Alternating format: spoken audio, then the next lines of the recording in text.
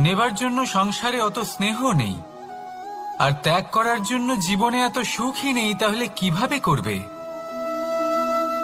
আসলে আমরা বস্তুগত চাহিদা অর্জনে এত ব্যস্ত হয়ে পড়ি যে আমরা বুঝতেই পারি না যে কি নেবার আছে, কি দেবার আছে, আর কি ত্যাগ করার আছে। তাহলে আজ আমি আপনাকে বলেই দিই, মনে রাখবেন এই তিনটে গুরুত্বপূর্ণ গুণ, তিনটে গুরুত্বপূর্ণ কথা। দেবার জন্য আছে দান, নেবার মতো আছে জ্ঞান, আর ত্যাগ করার মতো আছে অহংকার। যখন আপনি দান করতে শিখে যাবেন, জ্ঞান অর্জন করার শক্তি আপনা থেকেই আপনার মধ্যে চলে আসবে। আর যখন এই জ্ঞান আপনার মধ্যে প্রবেশ করবে, অহংকার আপনা থেকেই আপনার থেকে দূরে চলে যাবে। যে ব্যক্তি এই তিনের মধ্যে ভারসাম্য বজায় রাখতে পারে, তার বর্তমান, ভূত, ভবিষ্যৎ, লোক, পরলোক সবকিছু শুধরে যায়। যেই দিন আপনি দান করতে শিখে যাবেন, জ্ঞান আহরণ করতে শিখে যাবেন, অভিমান ত্যাগ করতে শিখে যাবেন, আপনার সর্বশক্তিশালী, সর্বশক্তিমান পরমেশ্বরেরও প্রয়োজন পড়বে না। কারণ তখন ঈশ্বর আপনার মধ্যেই বাস করবেন। তাহলে আসুন আর আমার সাথে ভালোবেসে বলুন, রাধা রাধা। নিয়তি। রাধা আমাকে বলে, কৃষ্ণ, যদি তুমি জানো যে নিয়তিতে কি আছে, তাহলে তাকে বদলে দাও না কেন?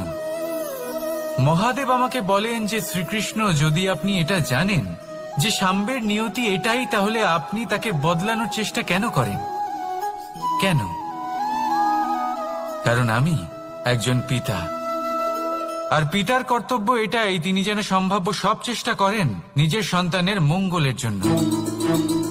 নিয়তি আমি জানি, কিন্তু এটাও আমি জানি যে কর্মের থেকে বড় আর কোনো নিয়তি হতে পারে না। অভিজ্ঞতাও রয়েছে যে কর্মের হাতে নিয়তির এই চক্র বদলে যেতে পারে। তাই জীবনে যদি আপনার কখনো এমন মনে হয় যে এটা তো অসম্ভব, তখনও চেষ্টা করা কখনোই ছাড়বেন না। কে বলতে পারে আপনারই কর্মের কোনো এক বীজ হয়তো নিয়তির চাকায় আটকে গেল, আর নিয়তিকে নিজের পথ পাল্টাতে হলো, ঠিক কিনা? সেই জন্য নিয়তিকে ভাগ্য মেনে নিয়ে চুপ করে বসে থাকবেন না। নিজের নিয়তি স্বয়ং নিজের কর্মের দ্বারা নির্ধারিত করুন, কারণ আপনার এই কর্মের ওপরেই আপনার অধিকার রয়েছে। আর এই অধিকারকে নিয়তি অনেক সময় সম্মানও করে। তাহলে আসুন আর আমার সাথে ভালোবেসে বলুন, রাধা রাধা। জীবনে অনেক সময় সমস্যা আমাদের চারদিক থেকে ঘিরে ফেলে। এই সমস্যা নানান ধরনের হতে পারে।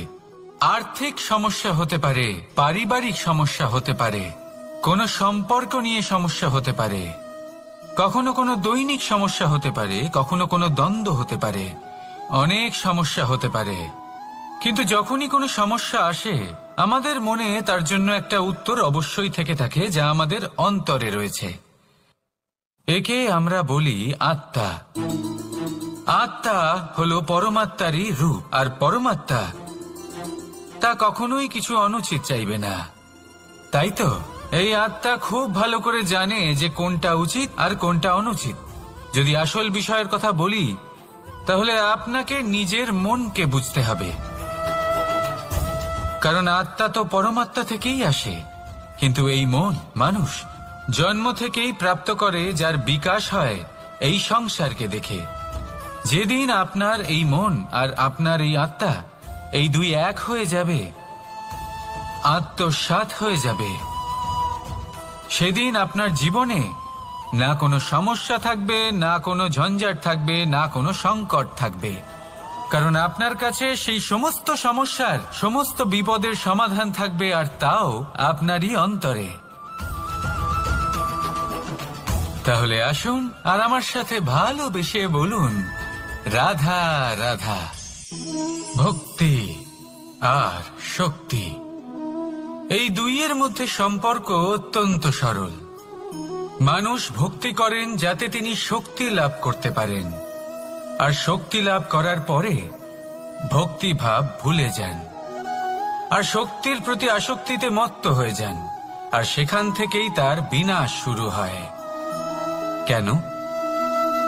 কারণ ভক্তির দ্বারা প্রাপ্ত শক্তি অন্য কারোর হিতের জন্য ব্যবহার করতে হয়, অন্য কারোর মঙ্গল করার জন্য ব্যবহার করতে হয়, কারোর বিনাশের জন্য নয়। এবার যদি আমি আপনাদের একটা উদাহরণ দিয়ে বোঝাই, তাহলে কোদাল দিয়ে আমরা মাটি কোপাতে পারি, একটা গর্ত খুঁড়তে পারি যাতে একটা নতুন বৃক্ষ জন্ম নিতে পারে, একটা বৃক্ষ যা অন্য জীবকে ফল প্রদান করবে, যাত্রীদের ছায়া প্রদান করবে। কিন্তু এই কোদালের ব্যবহার যদি আমরা অন্য কারোর ক্ষতি করার জন্য করি, তাহলে ক্ষতি শুধুমাত্র আমাদেরই হবে। তাই জীবনে যদি আপনি কোনো শক্তি লাভ করেন, হয়তো ভক্তির দ্বারা বা অন্য যেখান থেকেই হোক, তার সদ্ব্যবহার করতে শিখুন, নয়তো এই প্রাপ্ত শক্তি আপনার পতনের কারণ হয়ে দাঁড়াবে। তাহলে আসুন আমার সাথে ভালোবেসে বলুন, রাধা রাধা। শক্তি এক অত্যন্ত বিচিত্র বস্তু, বা বলতে পারেন অনুভূতি। পিতা সবসময় চান যেন তিনি তার শক্তি পুত্রকে সঁপে দিতে পারেন, যাতে সে শক্তিশালী হয়, যাতে তার মঙ্গল হয়। তার পুত্র সবসময় চায় যাতে সে পিতার সেই শক্তি লাভ করে, কিন্তু সেই শক্তি লাভ করার জন্য পুত্র হওয়া যথেষ্ট নয়, যোগ্য পাত্র হতে হয়। আসুন আপনাকে সহজে বোঝাই। যদি আপনি সুপাত্র হন আর আপনাকে শক্তি দেওয়া হয়, তাহলে আপনি সেই শক্তির গুরুত্ব বুঝবেন, কোথায় সেই শক্তি প্রয়োগ করা উচিত সেটা বুঝবেন। আর এটা যেহেতু অর্জন করা শক্তি হবে, সেই শক্তির অপব্যবহার হবে না। কিন্তু যদি এই আপনি কুপাত্র হন আর যদি আপনাকে এই শক্তি দেওয়া হয়, তাহলে কি হবে? দেখতে গেলে এই শক্তি আপনি দান হিসেবে পেয়েছেন, তাই না আপনি এই শক্তির গুরুত্ব বুঝবেন আর না এর প্রয়োগ আপনি জানবেন। তার অপব্যবহার হওয়া সুনিশ্চিত। তাই যদি আপনি কোনো শক্তি অর্জন করতে চান, তাহলে আগে তার যোগ্য হয়ে উঠুন, পুত্র নয় পাত্র হয়ে উঠুন। আর আমার সাথে ভালোবেসে বলুন, রাধা রাধা। কথায় আছে, প্রত্যেক পুত্র তার পিতার প্রতিচ্ছবি হয়, আর সমস্ত প্রতিচ্ছবি চায় যেন সে তার অস্তিত্ব প্রাপ্ত করতে পারে। পুত্র চায় সে যেন তার পিতার মতো হয়, বা কখনো কখনো তার থেকেও শ্রেষ্ঠ হয়। সেটা কোনো অনুচিত ব্যাপার নয়। অনুচিত তখন হয় যখন পুত্র নিজের পিতার মতো হবার স্বপ্ন পূরণ করতে গিয়ে বা তার থেকেও শ্রেষ্ঠ হবার স্বপ্ন পূরণে অনুচিত পথের আশ্রয় নেয়। কারণ তারপরে সে তার পিতার গুণগুলি আত্মসাৎ করতে চায় না। সে শুধুই এটা চায় যে সংসারের চোখে যেন আমি শ্রেষ্ঠ প্রমাণিত হই। এটা অনুচিত। সংসারে এমন অনেক মানুষ আছেন যারা এই কারণে শ্রেষ্ঠ হবার চেষ্টা করেন যাতে তার পরিবারের তার পিতার সম্মান বৃদ্ধি পায়। এমনও মানুষ থাকেন, আর এটাই হলো পার্থক্য উদ্দেশ্যের। মনে রাখবেন, যদি আপনার উদ্দেশ্য শুভ হয় তাহলে পথও শুভ হবে, যদি আপনার উদ্দেশ্য অশুভ হয় তাহলে পথও অশুভ হবে। তাহলে নিজের পিতার মতো হবার চেষ্টা অবশ্যই করুন, তার থেকেও শ্রেষ্ঠ হওয়ার চেষ্টা অবশ্যই করুন, কিন্তু মনে রাখবেন আপনার সংকল্প আর আপনার উদ্দেশ্য এই দুই শুভ হওয়া উচিত। তাহলে আসুন আর আমার সাথে ভালোবেসে বলুন, রাধা রাধা। শক্তি শক্তি অর্জন করা এতটা কঠিন নয় যতটা শক্তি লাভ করার পরে সেই শক্তি সামলানো কঠিন হয়। কারণ যেই মানুষ শক্তি লাভ করে তার মনে গর্ববোধ জন্মায়, জন্মায় অহংকার, জন্মায় জেদ। তাই শক্তি প্রাপ্ত করার সাথে বিনম্র থাকাও অত্যন্ত আবশ্যক। আর এটা আমাদের শেখা উচিত বৃক্ষের থেকে। বৃক্ষ যা আমাদের ফল দেয়, বৃক্ষ যা যত ফল দেয় ততটাই ঝুঁকে যায়। আমরা পাথর মারি ওই বৃক্ষের থেকে ফল প্রাপ্ত করার জন্য। সেই পাথরের মার সহ্য করেও বৃক্ষ আমাদের ফল দেয়। কোনো গর্ববোধ নেই, কোনো অহংকার বোধ নেই, আর সেই জন্য এই বৃক্ষের পুজো করা হয়। এটাই হলো মাহাত্ম্য শক্তির সাথে বিনম্রতার। যদি এই শক্তি সৃজন করে থাকে, সাহায্য করে থাকে, সম্বল হয়ে থাকে, তবেই সেই শক্তি উপযুক্ত। আর নয়তো সেই শক্তি একদিন আপনাকে আসক্ত অবশ্যই করবে। তাহলে শক্তি অবশ্যই অর্জন করুন, কিন্তু তার সাথে সেই শক্তি সামলানোর মতো বিবেকও আপনাকে অবশ্যই জাগ্রত করতে হবে। তাহলে আসুন আমার সাথে ভালোবেসে বলুন, রাধা রাধা। অহংকার অত্যন্ত বলশালী হয়। এই অহংকার মানুষকে কখনো নত হতে দেয় না। অদ্ভুত ব্যাপার, এই অহংকার যা মানুষকে কখনো নত হতে দেয় না, সেটাই তার পতনের কারণও হয়ে দাঁড়ায়।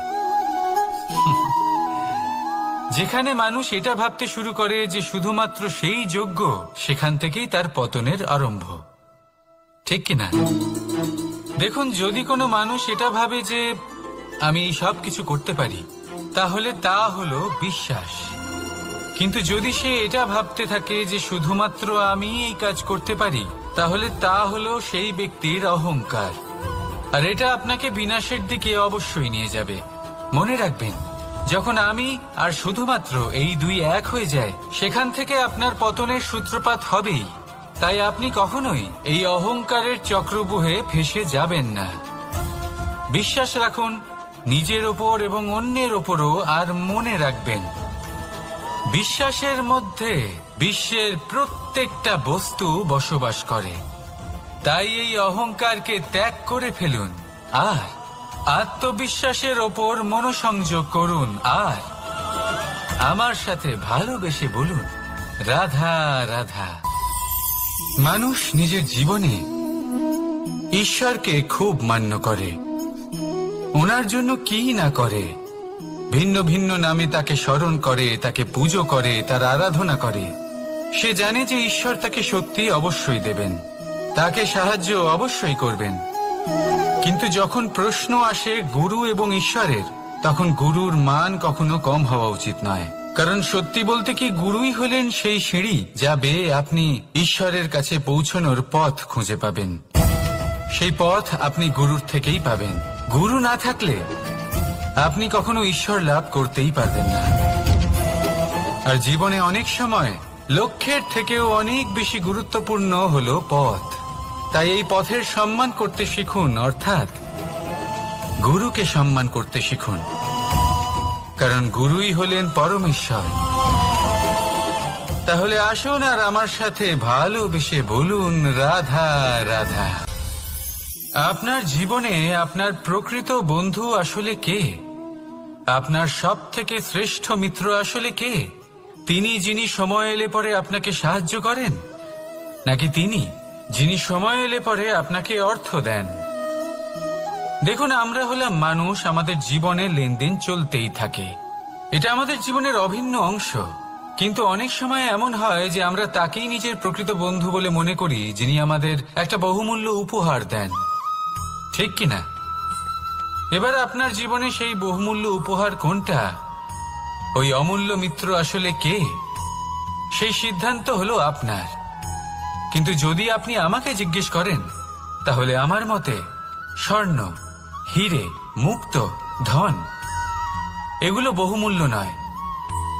বহুমূল্য হলো সঙ্গ, যখন আপনি একা হয়ে যাবেন; সময়, যখন আপনার তাকে প্রয়োজন হবে; সমর্পণ, যখন আপনার বিশ্বাসের প্রয়োজন পড়বে। যে মানুষ আপনার প্রতি এই 3 গুণ প্রদর্শন করেন, যিনি আপনার কঠিন সময়ে আপনাকে অবশ্যই সঙ্গ দেবেন, যখন আপনার প্রয়োজন পড়বে আপনাকে অবশ্যই সময় দেবেন, আপনার প্রতি সম্পূর্ণ সমর্পিত থাকবেন, সেই হলো আপনার আসল মিত্র, সেই হলো আপনার প্রকৃত বন্ধু। কারণ সত্যি বললে, বন্ধুত্বের অর্থই হলো নিজেকে সম্পূর্ণরূপে কারোর কাছে সমর্পণ করে দেওয়া। তাই আপনার সেই বন্ধুর জন্য নিজের প্রাণ উজাড় করে দিন আর ভালোবেসে বলুন, রাধা রাধা। মানুষ জীবনে 3টে কাজ অবশ্যই করে থাকে: কিছু দান করে, কিছু গ্রহণ করে, আর কিছু ত্যাগ করে দেয়। এটাও ভাবতে থাকে যে এটা করলে কিভাবে করবে। দেবার জন্য পর্যাপ্ত ধন নেই, নেবার জন্য সংসারে অত স্নেহ নেই, আর ত্যাগ করার জন্য জীবনে এত সুখই নেই, তাহলে কিভাবে করবে?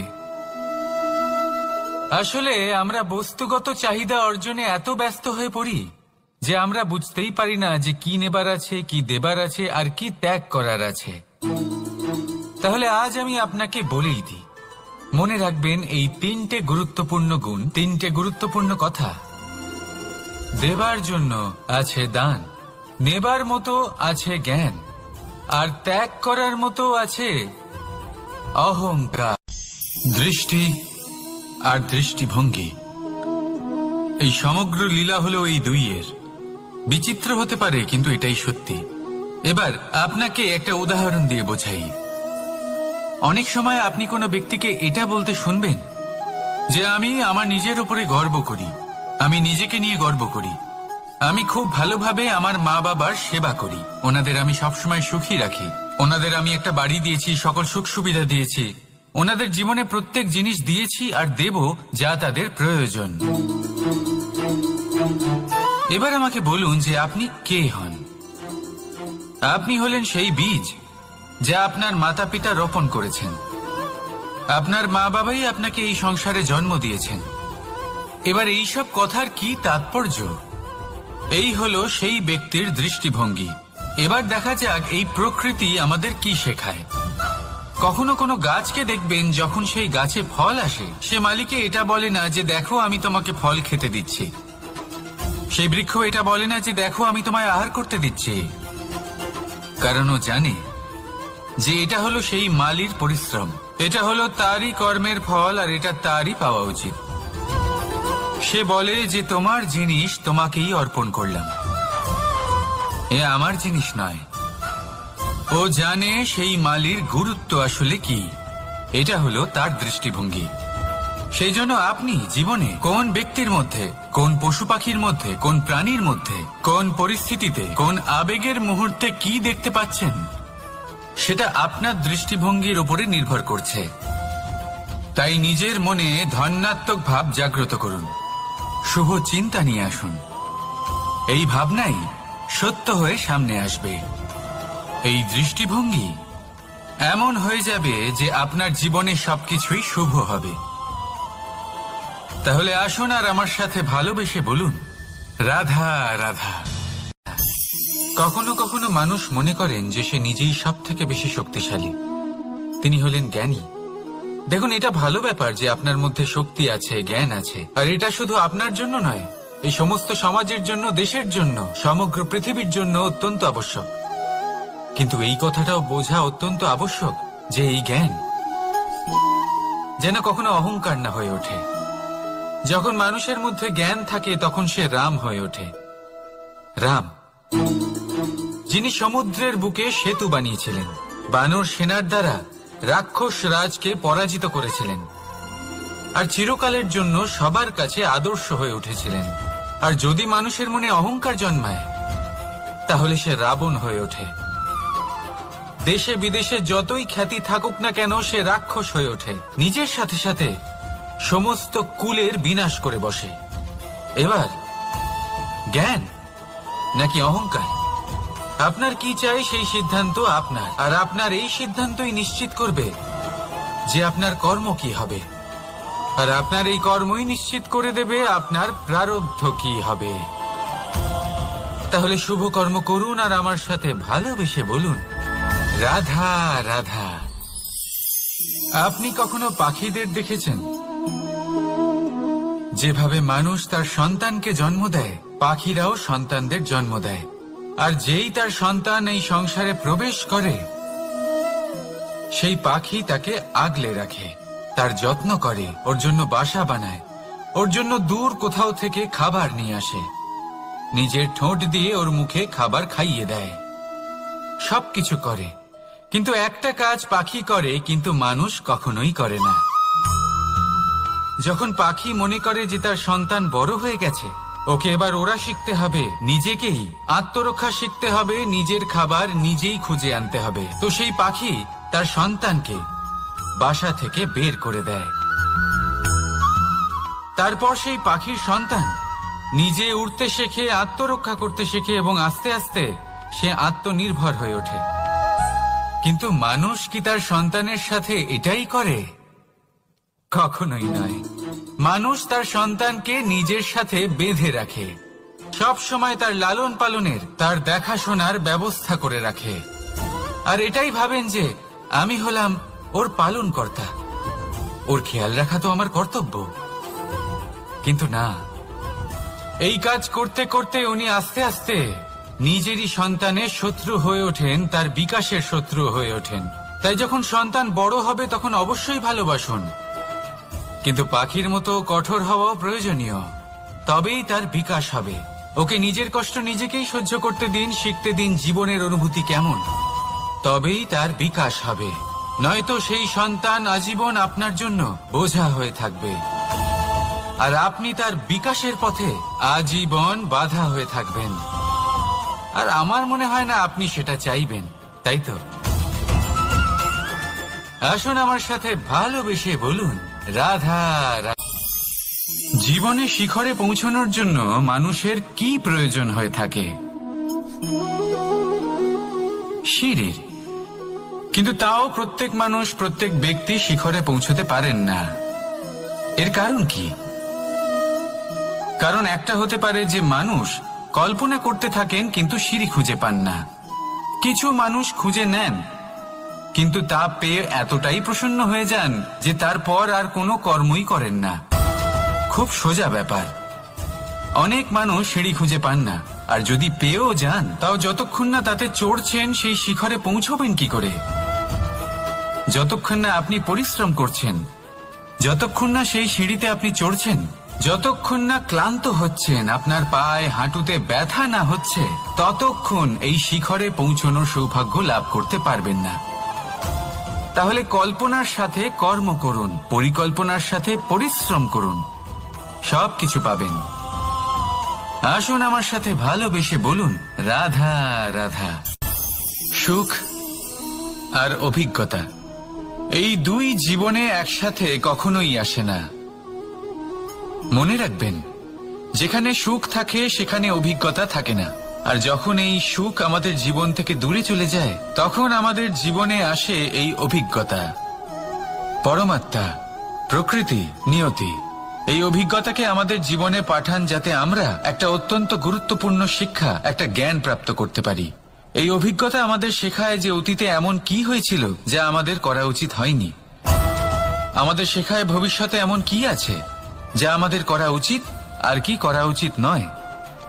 দেখতে গেলে এই অভিজ্ঞতা আমাদের সেই শিক্ষা দেয় যার জন্য আমরা সুখের দিকে উচিতভাবে অগ্রসর হতে পারি। সেই জন্য জীবনে যখনই দুঃখ আসবে, দুঃখের এই সময় আসবে, তখন হতাশ হবেন না। বোঝার চেষ্টা করুন এই পরিস্থিতি কেন এসেছে, কি শিক্ষা দিতে এসেছে। যদি আপনি সেই জ্ঞান লাভ করেন, সুখের পথে অগ্রসর হন, তাও উচিত রূপে, তাহলে এই অভিজ্ঞতার উদ্দেশ্য পূরণ হয়ে যায়।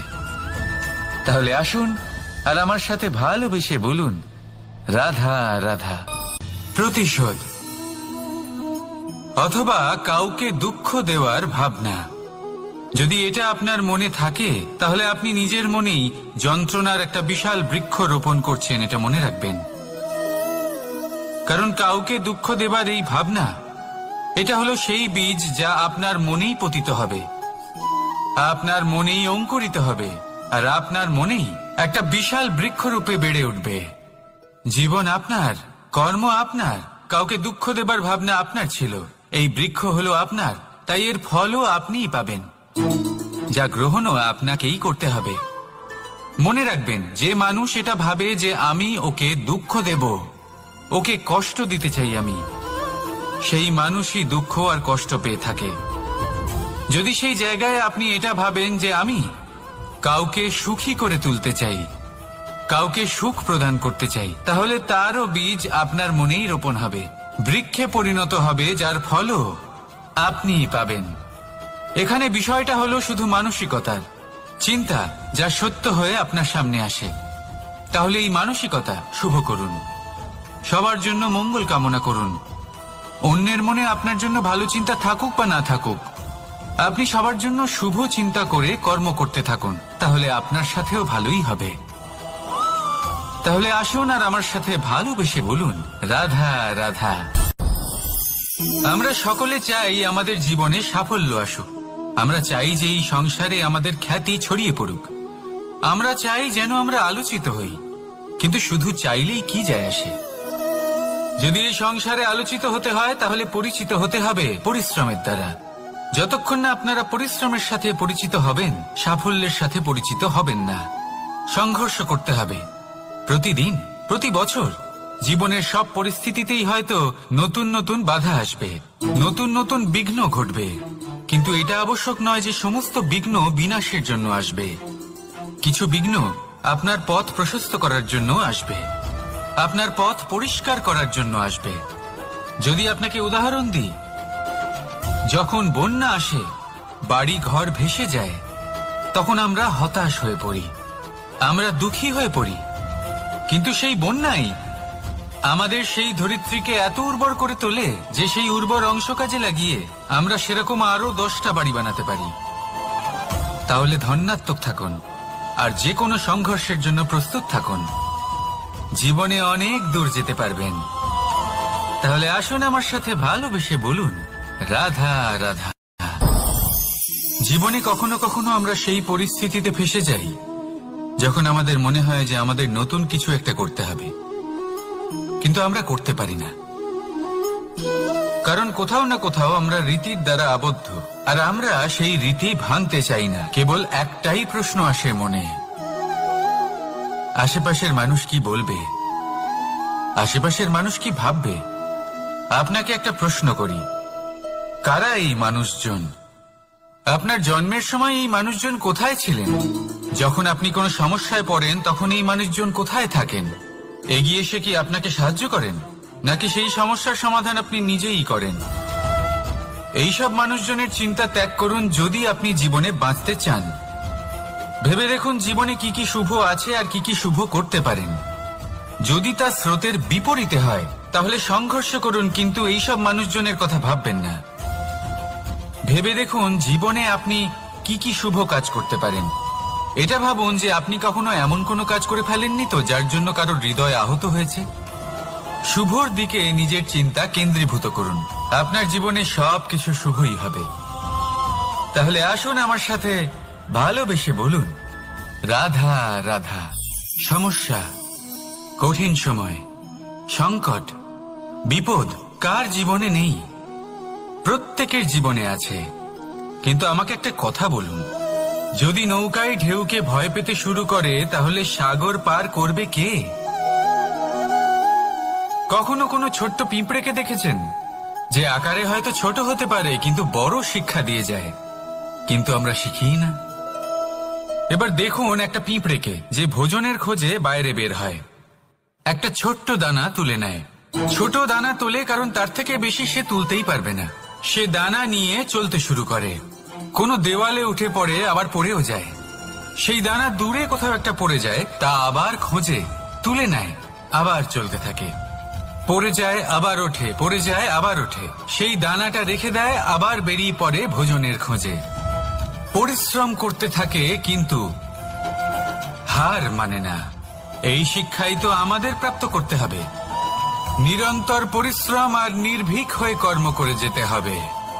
এটাই হলো সাফল্যের মাধ্যম, এটাই হলো জয়ের মন্ত্র, অচ্যুত অজয় অস্ত্র। তাহলে আসুন আর আমার সাথে ভালোবেসে বলুন, রাধা রাধা। আজকাল আপনি দেখে থাকবেন যে মা বাবা শুধুমাত্র সন্তানকে ভালোবাসেন তা নয়, তাদের মোহেও জড়িয়ে পড়েন। বিদ্যালয় যখন পাঠান তখন সমস্ত সুযোগ সুবিধা দিয়েই পাঠান। চেষ্টা করেন যে সবসময় যেন সন্তান তাদের চোখের সামনেই থাকে। কিন্তু ভুলে যান এক অত্যন্ত গুরুত্বপূর্ণ কথা, যে সন্তানকে এক নতুন দৃষ্টিভঙ্গি দেওয়াই হলো ওনাদের কর্তব্য। সেই জন্য পুরাতন কালে শিষ্যদের গুরুকুলে পাঠানো হতো, বাড়ির থেকে দূরে। কারণ বাড়ি ছেড়ে যাওয়া এক সন্তানের জন্য, এক শিষ্যের জন্য অত্যন্ত শুভ লক্ষণ হয়। যখন সে বাড়ির থেকে দূরে গৃহস্থের থেকে দূরে থাকবে, তখন এই সংসারকে সে এক নতুন দৃষ্টিভঙ্গি দিয়ে দেখবে, পরখ করবে, বুঝতে পারবে, আর সবকিছু নিজে থেকেই শিখে যাবে।